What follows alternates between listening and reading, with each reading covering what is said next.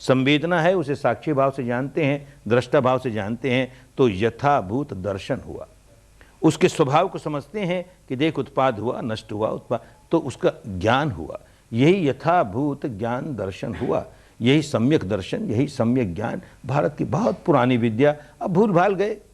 तो शब्द तो चलते हैं, सम्यक ज्ञान, सम्यक दर्शन। क्या सम्यक ज्ञान, क्या सम्यक दर्शन? हमारी दार्शनिक मान्यता को मानने वाला है वो सम्यक दर्शन। कहाँ उलझ गए?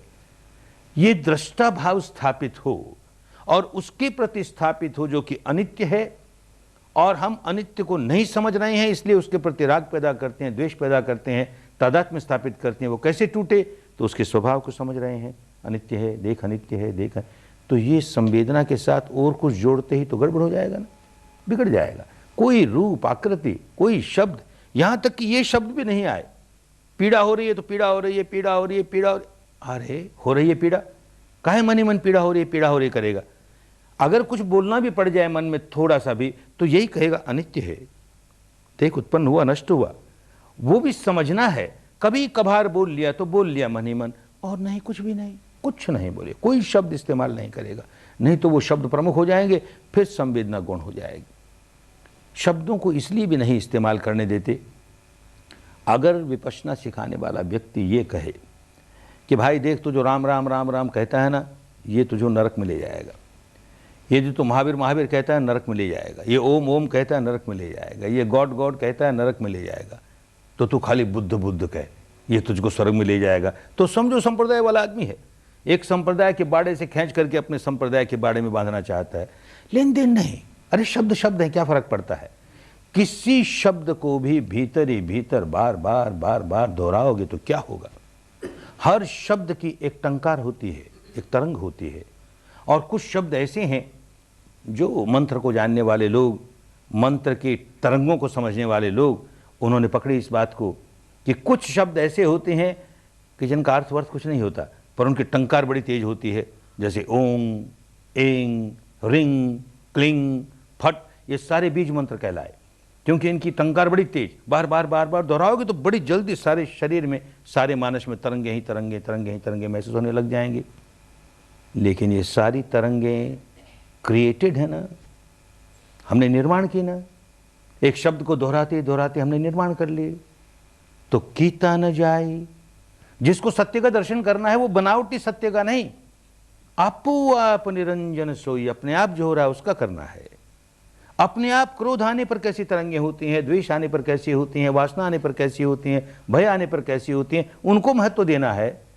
ये इम्पोज्ड वाइब्रेशन, था पिया न जाए और इम्पोज कर रहे हैं हम, तो कीता न जाए हम क्रिएट कर रहे हैं। ये आर्टिफिशियल वाइब्रेशन, ये इम्पोज्ड वाइब्रेशन हमको सच्चाई की ओर नहीं ले जाएगी। हमारे अंतर्मन के विकारों के निकालने में सहायक, ऊपर ऊपर के विकार जरूर निकाल देगी, बाधक बन जाएगी। इसलिए कहते हैं कोई शब्द इस्तेमाल मत करो, इस संप्रदाय का उस संप्रदाय का मत करो, हमारे संप्रदाय का करो, तो धर्म की बात नहीं हुई। किसी शब्द का वर्बलाइजेशन हो नहीं, इसी तरह विजुअलाइजेशन हो नहीं। कोई कल्पना, कोई रूप, कोई आकृति बाधा बन जाएगी। बहुत बड़ा धोखा होता है धर्म के क्षेत्र में। जहाँ जहाँ इन आकृतियों को लेकर के ध्यान किया गया, वहाँ वहाँ इतनी भ्रांतियाँ पैदा हुई।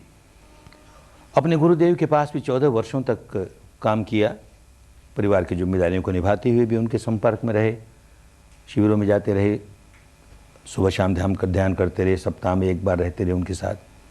तो बहुत से अनुभव लोगों के हुए, और यहाँ भी इतने वर्षों में कितने अनुभव हुए। ये जो रूप या आकृति का ध्यान करें तो कितना बड़ा धोखा होता है। बार बार बार बार किसी एक रूप का ध्यान करते करते करते मन इतना धोखेबाज है कि जिस रूप का ध्यान कर रहा है उसका बाह्य प्रक्षेपण करना शुरू कर देगा, बाह्य प्रगटीकरण हो जाएगा। बंद आंखों के सामने वो रूप दिखने लगेगा। आओ दर्शन हो गए, हमें तो दर्शन हो गए, कल्याण हो गया, कल्याण हो गया। अरे कल्पना है तेरी भाई, तूने भीतर कल्पना का निर्माण किया, वो कल्पना बाहर आ गई, क्या दर्शन हो गया रे तुझे? धोखे में है ना। और उसको सब कुछ मान लेगा, बस मिल गया ना, और क्या चाहिए, हमें तो दर्शन हो गए, हमें दर्शन हो गए। ऐसे न जाने कितने अनुभव हुए। नया नया बर्मा से आया था, बोधगया में शिविर लग रहा था, तो पास से कहीं एक भिक्षु जो कि डॉक्टरेट कर रहा था बुद्धवाणी पर, वियतनाम का रहने वाला, चला आया एक शिविर में। 2 दिन बीते, 3 दिन बीते, चौथे दिन विपश्यना दी। बड़ा भाव विभोर हुआ। बुद्धवाणी में रोज पढ़ता है उप्पादवय धम्मिनो उदय व्यय उदय व्यय। अरे ये उदय व्यय पुस्तकों का उदय व्यय हमने तो कभी देखा नहीं आज तक, पहली बार देखा। सारा शरीर केवल उदय व्यय। अरे हम तो केवल बुद्धि से कहते थे ये अनित्य है, बदलते रहता है, अब तो अनुभव हुआ, ये भावनामयी प्रज्ञा जागी। बड़ा भाव विभोर, बड़ा कृतज्ञ, अपनी कृतज्ञता प्रकट करने के लिए आया। हमने कहा भाई तुम्हारा कोई पुण्य है और तुमने काम किया तो प्राप्त हुआ, अगर हमारी कोई करामात होती तो हम बिना घर बैठे ही सबको दे देते ना, काहे बुलाते 10 दिन यहाँ, हर आदमी को काम करना पड़ता है। फिर भी उसकी कृतज्ञता। जाने लगा तो कहता है गोविंद जी इतना तो आपने किया, बड़ा कल्याण किया, एक काम हमारा और कर दीजिए। क्या करें भाई? तो कहता हमको तुषित देवलोक का दर्शन करा दीजिए। तुषित देवलोक का दर्शन करा दें, क्या मिलेगा उससे? और भाई हमको तो तुषित देवलोक का दर्शन खुद भी नहीं किया, तुमको कैसे करा दें? हमको तो हमारे गुरु ने विद्या सिखाई, वो विद्या हमारे लिए कल्याणकारी, हम तुमको बांट रहे हैं। नहीं गोयनका जी आप बड़े सामर्थ्य हैं, आप करा सकते हैं, हमारी एक कामना ये तो आप पूरी कीजिए। आप नहीं होगा भाई, हमसे नहीं होगा, हम तो ये विद्या जानते हैं, ये करो चुपचाप 10 दिन यही काम करो और कुछ नहीं। 2 दिन बीते, आया हमारे निवास वाले कक्ष में आकर के, आंखें पानी झरे उसके, इतना भाव विभोर, आपने कल्याण कर दिया। ना करते रहे हमको, ऊपर से तो आज दर्शन करा दिया आपने, दर्शन करा दिए, तुसी देवलोक का दर्शन करा दिया। कैसा है भाई? हमने तो नहीं दर्शन किया, तूने दर्शन कर दिया तो बता कैसा है। वो अपने धर्म ग्रंथ में अमुक पुस्तक में जो उसको डिटेल लिखी है ना, बिल्कुल वैसा का वैसा। अब हम तो जानते हैं बावले आदमी को क्या दिखा, अपने ही भीतर जो बार बार उसका चिंतन करता था उसका बाह्य प्रक्षेपण हो गया। फिर आगे पूछा हमने कि तुम इतनी बुद्धवाणी पढ़ते हो, उस पर डॉक्टरेट करने आए हो और ये साधना भी हमारे साथ कर ली, जिस व्यक्ति ने अपना सारा जीवन इस बात में लगाया कि कैसे लोकोत्तर अवस्था में पहुंचे, ये सारे के सारे 31 लोगों के परे की जो अवस्था है, निर्वाणिक अवस्था है, लोग उसके लिए सारा काम कराया। और तू इस लोक को देखना चाहता है, तुषित लोक को, अमुक लोक को, क्या मिलेगा तुझे? उसी की लालसा है तेरे मन में कि वहां जन्म ले लो। ना, ये तो मैं खूब समझता हूं, इन लोगों के बाहर निकलना है, मैं तुषित लोक में जन्म नहीं लेना चाहता। तो क्यों देखने की क्यों लालसा हुई? तो समझाता है हमें। एक मान्यता है कि अगले जो बुद्ध होंगे, अरिमेत्रिय नाम उनका, अरिमेत्रिय बुद्ध इस समय तुषित लोक में बैठ के ध्यान कर रहे हैं। हमें तो उनका दर्शन करना था, तो हमने कहा हो गया दर्शन, गए उसी लिए हम तुषित लोक में खूब दर्शन करके आए। तो कैसे हैं बताओ भाई हमें? तो कहता हमारे वियतनाम में अमुक गांव में जहाँ से मैं आया हूँ, वहाँ एक अरिमेत्रिय बोधिसत्व का मंदिर है, उस मंदिर की जो मूर्ति है बस वैसे के वैसे बिल्कुल वहाँ दिखाई दिए। अरे क्या कहें हम, उसको चोट लगेगी, लेकिन हम तो जानते हैं ना कि बचपन से वो मूर्त देखता आया, उसकी छाप मन पर है। अब उसका बाह्य प्रक्षेपण हो गया, दर्शन हो गया, हमें तो दर्शन हो गया। बहुत भ्रांति होगी, उलझन में नहीं पड़ जाना। विपश्यना काम करने वाला व्यक्ति इन सारे जंजाल में पड़ता नहीं। कितने इस प्रकार के उदाहरण, बार बार शिविरों में कोई आके कहता है आपने हमको हमारे औपास्य देव का दर्शन करा दिया, आपने हमारी देवी का दर्शन करा दिया, आपने ये करा। अरे बाबा तुम काम किए जाओ, इस संवेदना को देखे जाओ, दर्शन हुई अच्छी बात, उसको एक और रखो, ये काम किए जाओ। कितने तरह की भ्रांतियां फैली है धर्म के नाम पर, साधनाओं के नाम पर, ठिकाना नहीं।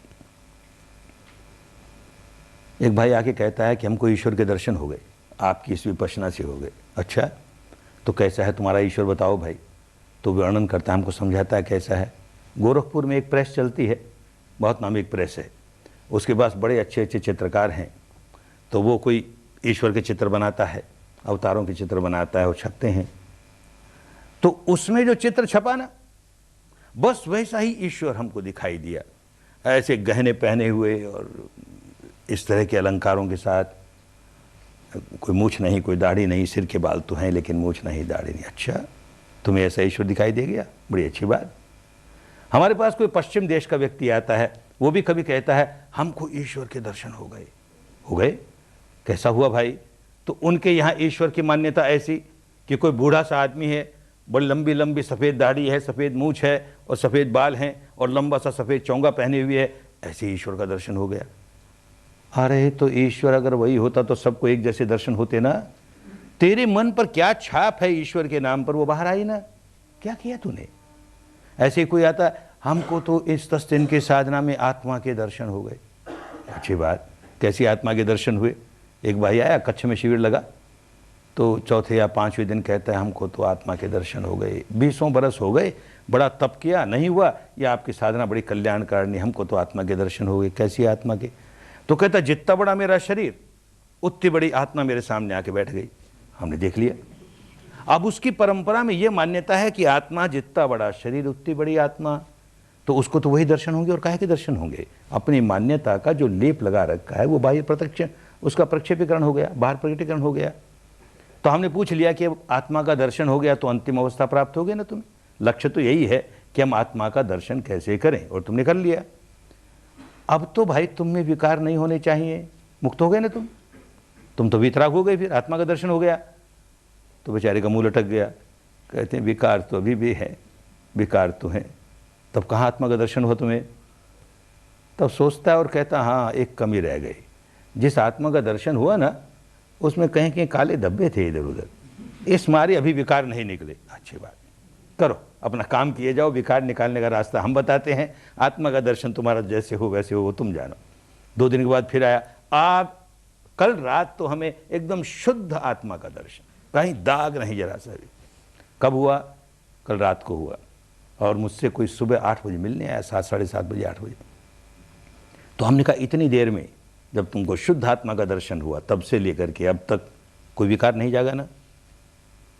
तो बेचारे का फिर मुंह लटक गया कि रात को तो इतनी वासना जागी, कोई ठिकाना नहीं। मैं तो मुनि हूँ, वासना नहीं जागनी चाहिए, लेकिन इतनी जागी। अरे तो तुझे आत्मा का दर्शन हो गया, फिर क्यों विकार जागा रे? धोखा ही धोखा, एक धोखा हो तो आदमी बाहर निकले। कितने धोखों में उलझ गए धर्म के नाम पर। अरे अपने चित्त के विकार निकालने हैं, ये लक्ष्य होना चाहिए। अमुक व्यक्ति का दर्शन हो गया ये लक्ष्य नहीं है।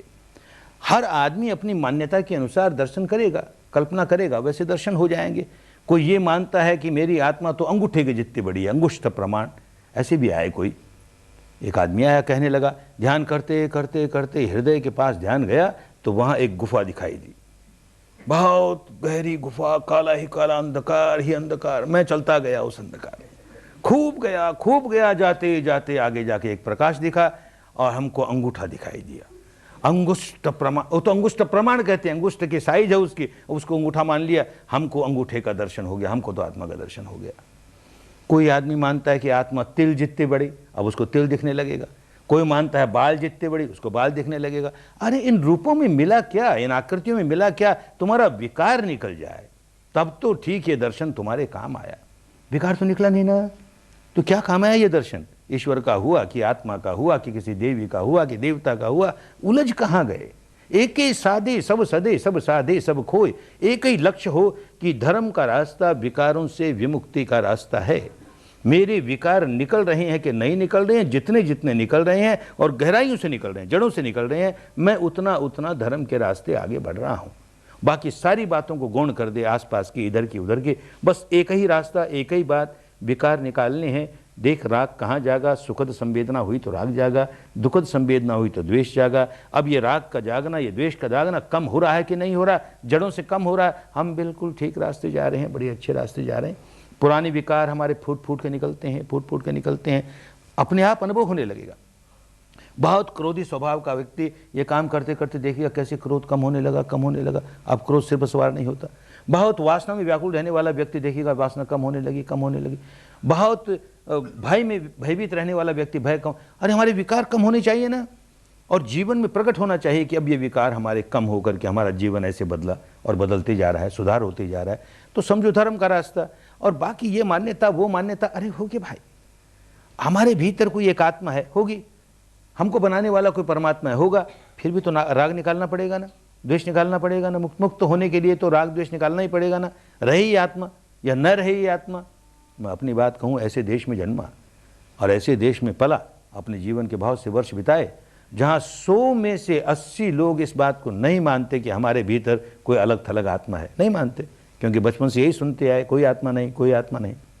100 में से 80 आदमी इस बात को नहीं मानते कि इस संसार को बनाने वाला कोई ईश्वर है। नहीं मानते, क्योंकि बचपन से यही सुनते आए। उन लोगों के बीच में रहा हूँ, इसलिए उन लोगों को खूब समझा है। और अब इतने वर्षों से इस देश में आया हूँ। इस देश में 100 में से 80 के 80 से ज़्यादा लोग इस बात को मानने वाले हैं कि हमारे भीतर कोई एक अलग थलग आत्मा है। इस बात को मानने वाले हैं कि इस संसार को बनाने वाला कोई परमात्मा है। इन लोगों को भी खूब देखता हूं और बड़े निष्पक्ष भाव से देखता हूं, रंगीन चश्मों से नहीं। भाई मुझे तो कोई फर्क नहीं नजर आया। जो लोग ये मानते हैं कि आत्मा नहीं है और ईश्वर नहीं है, वो भी वैसे ही अहंकार जगाए जा रहे हैं, वैसे ही राग पैदा करते हैं, द्वेष पैदा करते हैं, उतने ही व्याकुल होते हैं। और ये लोग जो आत्मा मानते हैं, परमात्मा मानते हैं, अहंकार जगाए जा रहे हैं, राग पैदा करते हैं, द्वेष पैदा करते हैं, वैसे ही व्याकुल होते हैं। दोनों की व्याकुलता में कहीं फर्क नहीं।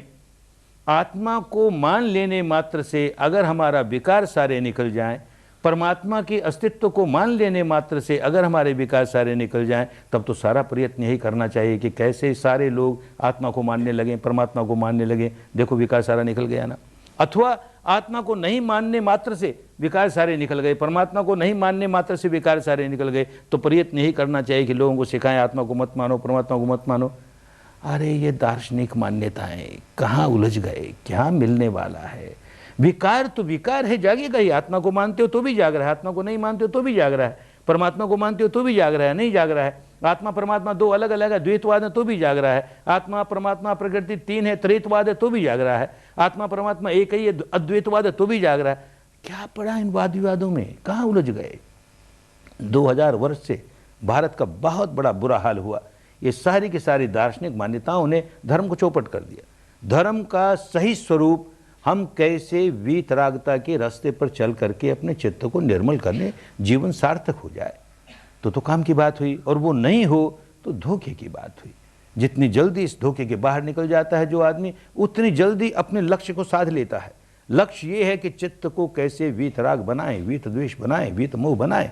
नहीं तो हमारे साथ दुख लगे ही रहेंगे, जन्म जन्मांतरों तक दुख लगे ही रहेंगे। ये जीवन भी दुख में जाएगा और आगे भी दुख ही के जीवन आने वाले हैं। मनुष्य का जीवन मिला है और मनुष्य के जीवन में इतनी बड़ी शक्ति कुदरत ने दी है, या क्यों कहूं परमात्मा ने दी है, कि वो आत्ममुखी होकर के, स्वयंमुखी होकर के, सत्यमुखी होकर के अपने भीतर की सच्चाई को देखते देखते देखते विकारों से मुक्त हो सकता है।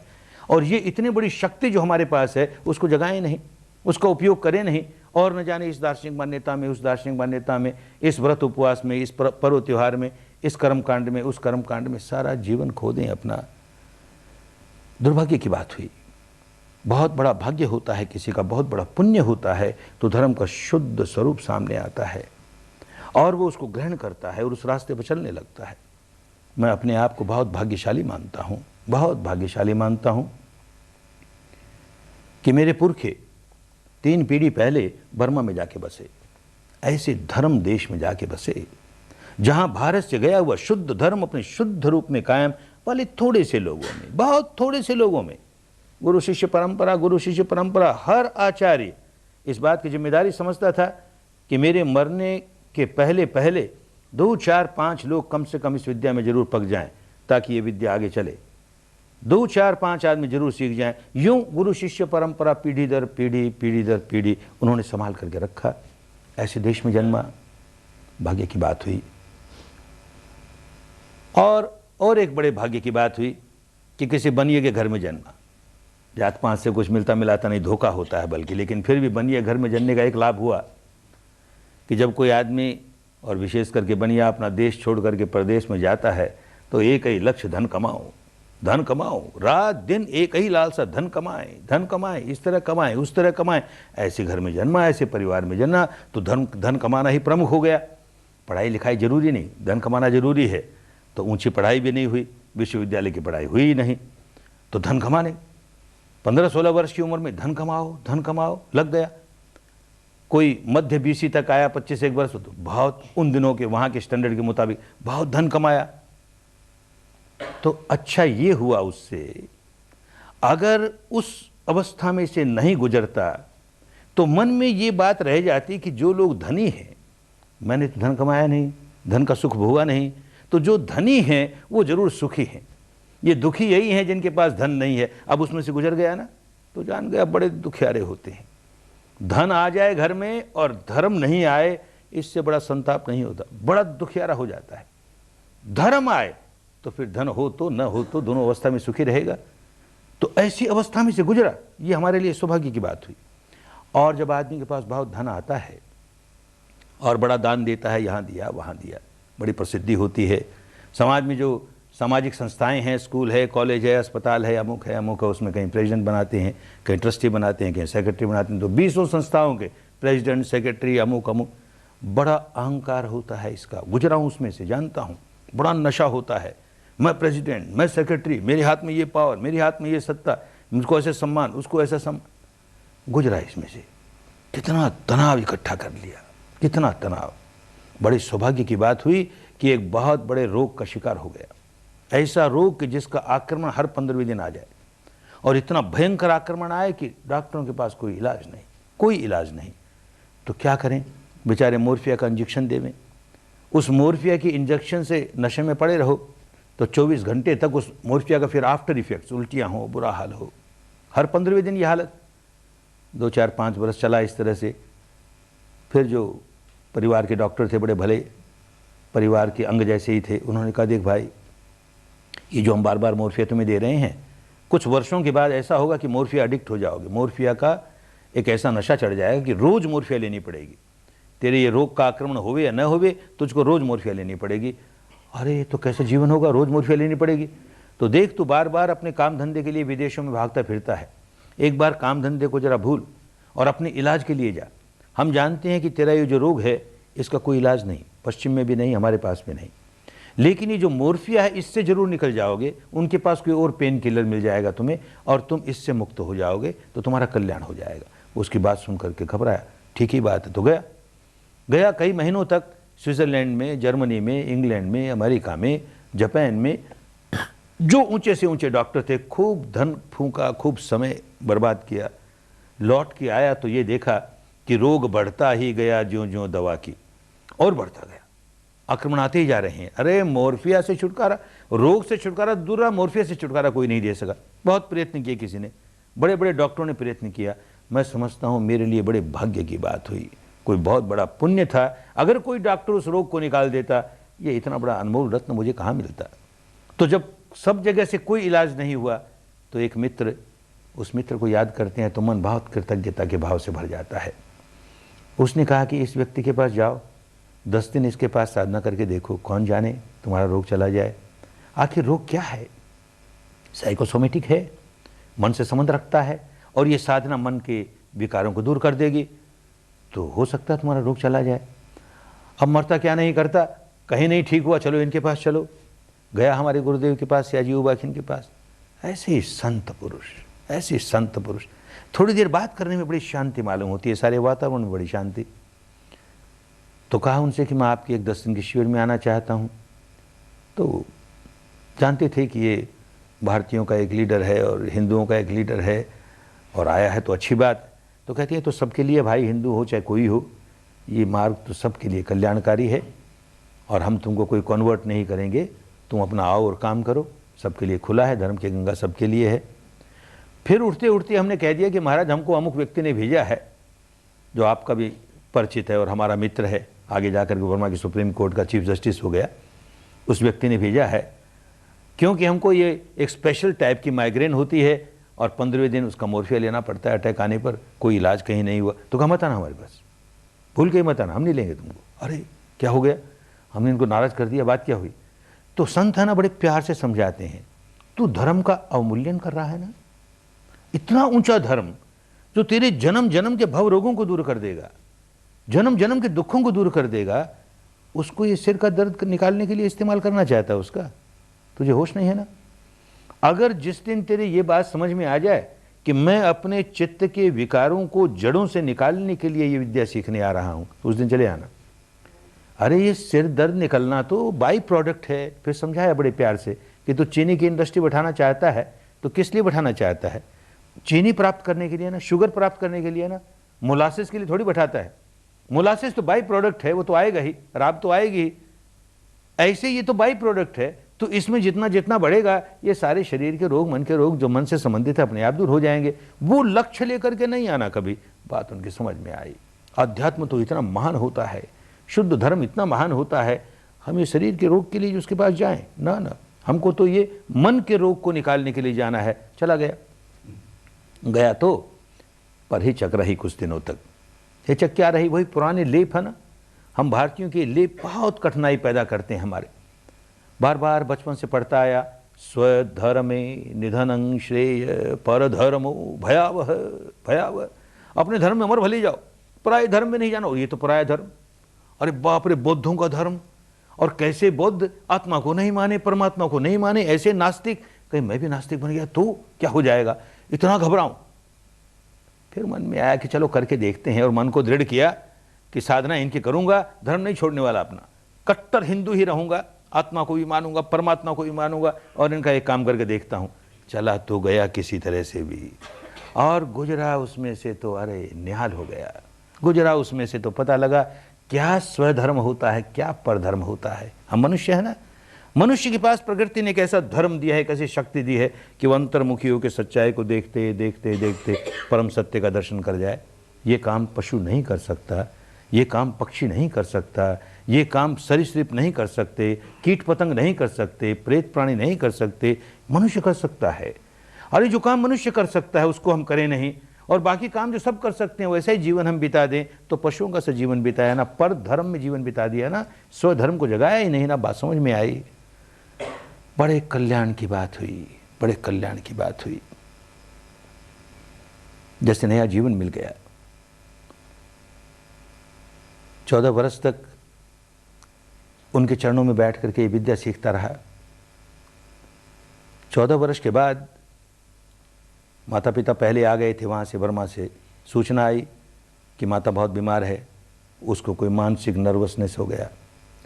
यहाँ आने की इलाज कराए, नहीं ठीक हुई, तो जानता था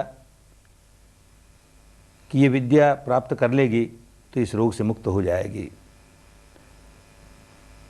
तो बर्मा सरकार से पासपोर्ट का आवेदन किया। उन दिनों वो अपने नागरिकों को पासपोर्ट बाहर जाने के लिए नहीं देते थे। उनका बड़ा उपकार मानता हूँ कि उनके सारे नियमों को तोड़ करके उन्होंने मुझे पासपोर्ट दिया। भारत सरकार का उपकार मानता हूँ कि उन्होंने वीसा दिया इस देश में आने का, और चला आया। इसके पहले बार बार मन में एक भाव जागता था कि इस व्यक्ति से इतनी बड़ी विद्या भारत की मिली, जो भारत से लुप्त हो गई, ये भारत के लोगों को मिलनी चाहिए। भारत के लोग, उनके मन में भी बार बार ये भाव था कि बर्मा पर भारत का बहुत बड़ा ऋण है, ये चुकना चाहिए। आज भारत कंगाल हो गया, विद्या नहीं है उसके पास, ये विद्या कैसे पहुंचे भारत। बार बार प्रयत्न किया उन्होंने, नहीं आ पाए।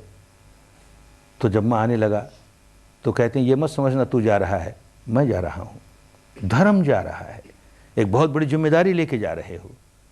उस देश में जाकर के बर्मा का ऋण चुकाना है, और अब समय आ गया, अब विपश्यना का डंका बज गया। एक मान्यता उस देश में चली आ रही, अनेक सदियों से चली आ रही, कि भगवान बुद्ध के 2500 वर्ष के बाद ये विद्या फिर एक बार जागेगी, ब्रह्मदेश से भारत आएगी और भारत में प्रस्थापित हो करके फिर सारे विश्व में फैलेगी। ऐसी एक मान्यता चली आ रही। तो उन दिनों तो ये मान्यता बार बार सुनते थे तो लगता था कोई सांप्रदायिक मान्यता है। अरे बाबा, इतनी दिनों तक नहीं गई तो अब कैसे जाएगी, और जाएगी तो सारे भारत में फैलेगी और विश्व में फैलेगी। तो विश्वल थिंकिंग है, होगा, चलो ठीक है। लेकिन यहाँ आए तो बड़ा आश्चर्य हुआ, बड़ा आश्चर्य हुआ।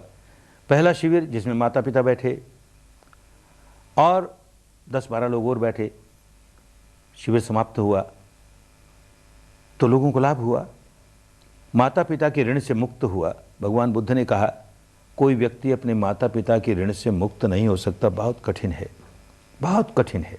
सारे जीवन और कुछ नहीं करे, केवल माता पिता की सेवा ही करता जाए तो भी ऋण से मुक्त नहीं होगा। तो कैसे ऋण से मुक्त होगा? माता पिता यदि शील में स्थापित नहीं है तो उनको शील में स्थापित करने में सहायक बन जाएगा। वो शील में स्थापित है लेकिन समाधि नहीं है उनके पास, समाधि पुष्ट करने में सहायक बन जाएगा। समाधि भी है पर प्रज्ञा नहीं जागती, प्रज्ञा जगाने में सहायक हो जाएगा। प्रज्ञा जागी पर निर्वाण का साक्षात्कार नहीं हुआ, सहायक हो जाएगा। ऋण से मुक्त हुआ। मैं भी अपने माता पिता के ऋण से मुक्त हुआ। और फिर जो बाकी लोग बैठे थे शिविर में, एक स्वभाव है धर्म का, यही पस्सी को आओ देखो, आओ देखो। तो जो लोग और बैठे थे उन्होंने कहा कि हमारी माता बैठेगी, पिता बैठेगा, भाई बैठेगा, बहन बैठेगी, अमुक बैठेगा, अमुक बैठेगा, एक शिविर और लगाइए, एक शिविर और लगाइए। मैं बर्मी सरकार से छुट्टी लेकर आया केवल 3 महीने यहाँ रहने के लिए, लेकिन ये धर्म गंगा बहनी शुरू हुई, शिविर पर शिविर, शिविर पर शिविर। हजारों की संख्या में लोग आने लगे। बड़ा आश्चर्य हुआ। ये बात अब सही मालूम होने लगी, जिन लोगों को मैं जानता नहीं, कभी देखा नहीं, जो लोग मुझे नहीं जानते, ब्रह्मदेश से यहाँ आने पर एक लिस्ट बनाई कि भारत के कितने लोग मुझे जानते हैं। तो अपने परिवार के लोगों को छोड़ करके और लोगों की लिस्ट बनी तो संख्या 100 पर नहीं पहुंची। 100 से कम लोग मुझे जाने या मैं उनको जानूं। करोड़ों की आबादी वाला देश, और कैसे लोग खिंचे आ रहे हैं। हर संप्रदाय के लोग आ रहे हैं, हर मान्यता के लोग आ रहे हैं, उनके लीडर आ रहे हैं, और फिर यहीं के नहीं भिन्न भिन्न देशों से चले आ रहे हैं। तो भाई सचमुच विपश्यना का डंका बजा। अब समय आया है, खूब जोरों से धर्म जागने वाला है। भारत आने के कोई 1.5 बरस के बाद बोधगया में शिविर चल रहा था, और उस समय यकाएक एक सूचना आई कि गुरुदेव ने अपना शरीर त्याग दिया। जरा धक्का सा तो लगा, लेकिन फिर होश आया, धर्म सिखाया है ना उन्होंने। तो एक चिंतन चला मन में, माता पिता के ऋण से तो मुक्त हुआ, इस व्यक्ति के गुण ऋण से कैसे मुक्त हो। माता पिता ने जन्म दिया, वो तो सांसारिक जन्म दिया। इस व्यक्ति ने जन्म दिया, वो सही जन्म दिया। ये जो दूसरा जन्म मिलता है मनुष्य को, वो सही जन्म होता है। जैसे पक्षी के 2 जन्म होते हैं, एक बार अंडे के रूप में जन्मेगा और फिर उसके बाद अंडे की खोल तोड़ करके तब जन्मेगा, वो सही जन्म होगा। ऐसे ही दूसरा जन्म माता पिता जन्म देती हैं, अविद्या की खोल में जन्म देते हैं। अविद्या की खोल तोड़ करके नया जन्म जो होता है, भीतर की सच्चाई को दिखाने वाला, वो सही जन्म। इस व्यक्ति ने सही जन्म दिया, अविद्या की खोल तोड़ करके, और 14 वर्षों तक इतने प्यार से, इतने वात्सल्य से पकाया धर्म में। अरे इसके ऋण से कैसे मुक्त हो सकूं। तो एक संकल्प किया कि अपना शेष जीवन, उनकी बड़ी इच्छा थी कि विपश्यना संसार में फैले, लोक कल्याण हो, अपनी प्रसिद्धि के लिए नहीं, लोक कल्याण हो। तो उनकी ये मंशा पूर्ण हो, तो अपना सारा जीवन इस काम में लगाऊं, अधिक से अधिक लोग इस रास्ते पढ़कर अपना कल्याण साध लें, अपना कल्याण साध लें। तो देखता हूं कि किस प्रकार लोग खिंचे हुए चले आ रहे हैं, क्योंकि उनका भी अपना पुण्य है जो उनको खींच के ला रहा है। अनेक लोग इस प्रकार के आ रहे हैं जिन्होंने किसी न किसी जीवन में कोई ऐसा सत्कर्म किया, उन्होंने विपश्यना नहीं की, लेकिन कोई सत्कर्म किया, उस सत्कर्म से और लोगों को विपश्यना मिली। ऐसा बीज जो लेकर आए, उसका फल इस समय उनको खींच के ला रहा है धर्म की ओर, ताकि उनको धर्म का बीज मिल जाए, विपश्यना का बीज मिल जाए। लेकिन एक ऐसे व्यक्ति भी देखता हूं, ऐसे वर्ग के भी, कि जिनको पहले धर्म का बीज मिला हुआ है, और अब वो इसलिए आ रहे हैं कि इसमें खूब पकें और अपना भी कल्याण साध लें, अनेक लोगों के कल्याण के में सहायक हो जाएं। तो चाहे इस तबके में हो कि जो धर्म का बीज लेने आया है, या उस तबके में हो कि जिनको धर्म का बीज तो पहले से है और अब पकने आया है। भाई ये जो विद्या मिली है, बहुत अनमोल रत्न मिला है, बहुत अनमोल रत्न मिला है, बड़े भाग्य से मिलता है। इसमें खूब पकें, मनुष्य जीवन को सार्थक कर लें, अपना मंगल कर लें, अपना कल्याण साध लें, अपनी स्वस्थ मुक्ति साध लें, और न जाने कितनों के मंगल में, कल्याण में, स्वस्थ मुक्ति में सहायक हो जाएं। धर्म बड़ा कल्याणकारी, बड़ा मंगलकारी। खूब जागे, खूब फैले, खूब मंगल हो, खूब कल्याण हो, सबका मंगल हो, सबका कल्याण हो। भवत सर्व मंगलं, भवत सर्व मंगलं, भवत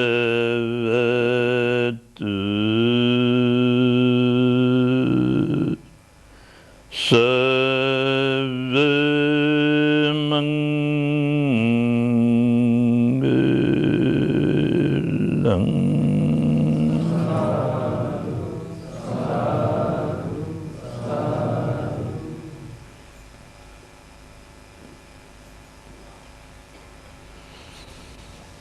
भला हो, भला हो, भला हो।